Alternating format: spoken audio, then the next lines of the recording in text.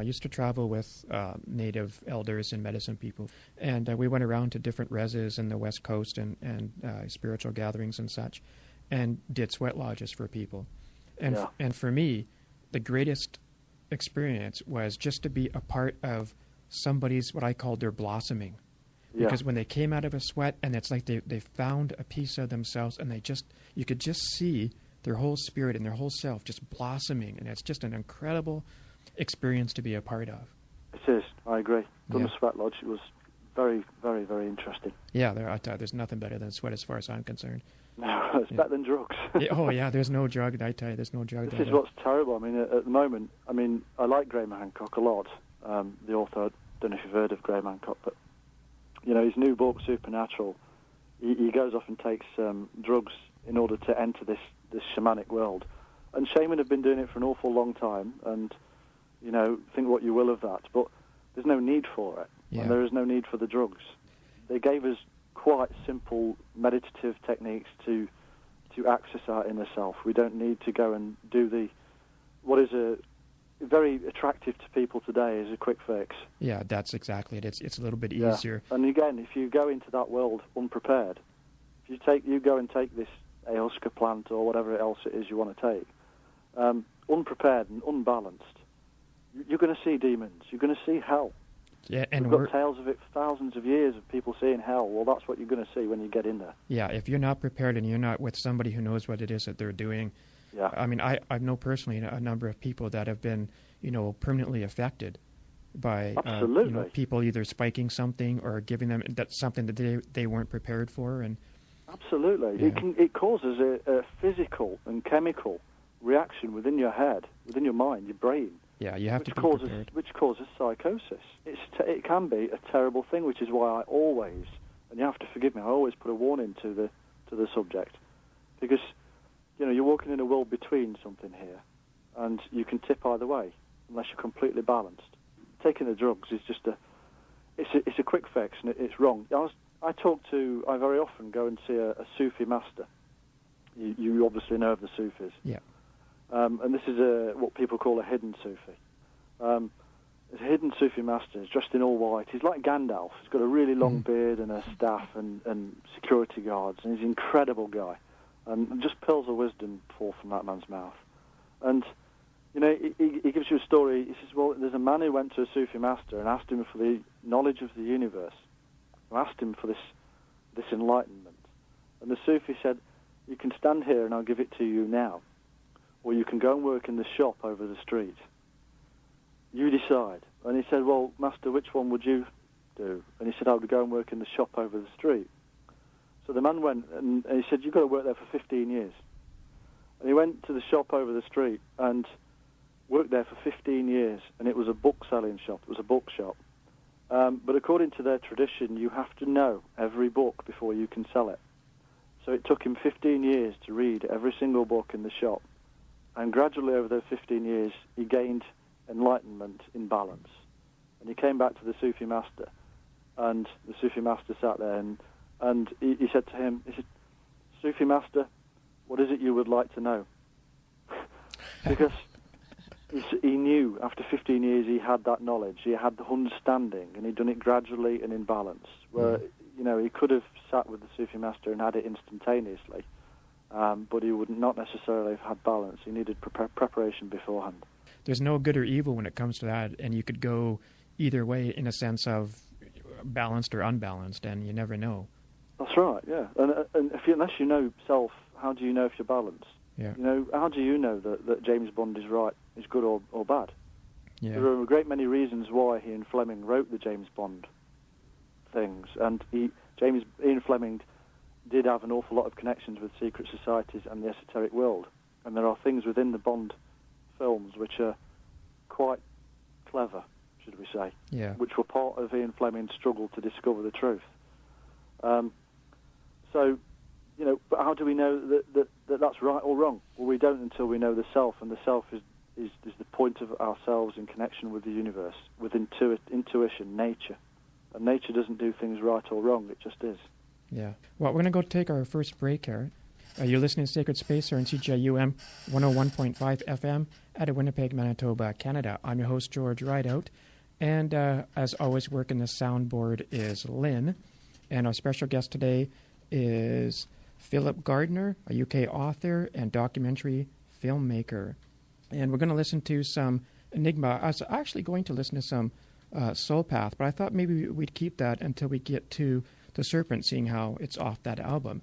So I'm going to switch in midstream here and go to some Enigma, and this is Return to Innocence. Enjoy. Good morning. Welcome back to the program. You're listening to Sacred Space here in CJUM 101.5 FM out of Winnipeg. She's cracking up over here. Out of Winnipeg, Manitoba, Canada. We're sitting here talking with Philip Gardiner, the author of Gnosis, The Secret of Solomon's Temple Revealed. And one thing I've heard so many different explanations of this. Man, you got a squeaky chair. Who are the Knights Templar? Who you mean? Who today, or who in the past? Well, give us a brief history lesson on the Knights Templar, and is there a difference today?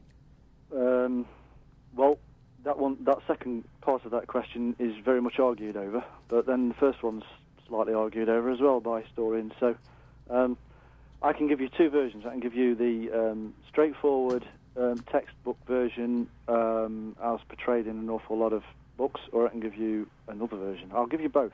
Okay. The Knights Templar, obviously, we know that there was a Catholic Church back in the 11th, 12th, 13th centuries, which is the period of the Knights Templar. And they had various orders that did various things for them.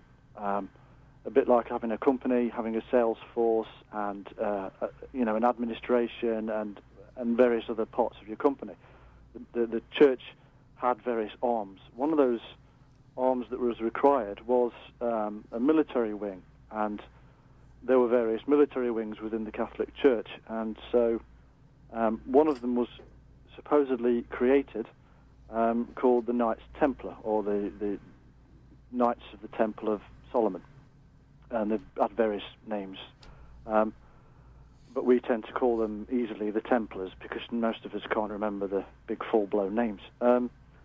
They were initially formed and aided in their constitution by St. Bernard of the Cistercians. And they were supposedly there, 9 knights, created originally, to protect the pilgrims on the way to the Holy Land. And that's the fairly standard history, simply put, of the Knights Templar. Okay.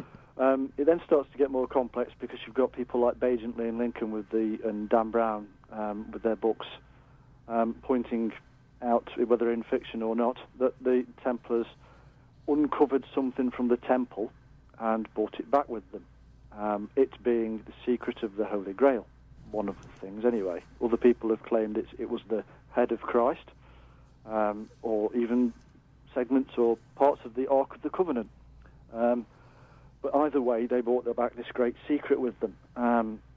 It's then assumed that in unison with the Perfecti, or the people known as the Cathars or Albigenses from southern regions of France, that these secrets were spirited away from later Catholic stamping out of what they believed was heresy within the Templars and the Cathars, which were basically a very Manichaean, very Gnostic creed. That's kind of starts to get there into this world of, well, we don't really know, we can't prove that entirely. But there are other readings of historical texts which can go towards it as good evidence for that, although not proof. So it's complicated. The second part of the question, are they still in existence? Well, there are a great many orders, sovereign orders of the Knights Templar around the world, with some fairly famous people that are actually in them. Question is, are they a continuation or are they a recreation? For instance, the Ordo Templi Orientalis, the OTO, is a recreation, but one that very much that a man known as Aleister Crowley was deeply involved in. So most of the ones that we see and know of are recreations. The Catholic Church stopped them 700 years ago this year. So officially they stopped. They disbanded into various other organisations, such as the Hospitaliers, the Knights of Malta, and the St John's Cross, St John's Ambulance Brigade, for instance, are actually a direct link back to that time. They have existed and they have carried on existing. And the Knights of Malta, for instance, actually have their own seat in the UN. They've got such power. Wow. They answer directly to the Pope.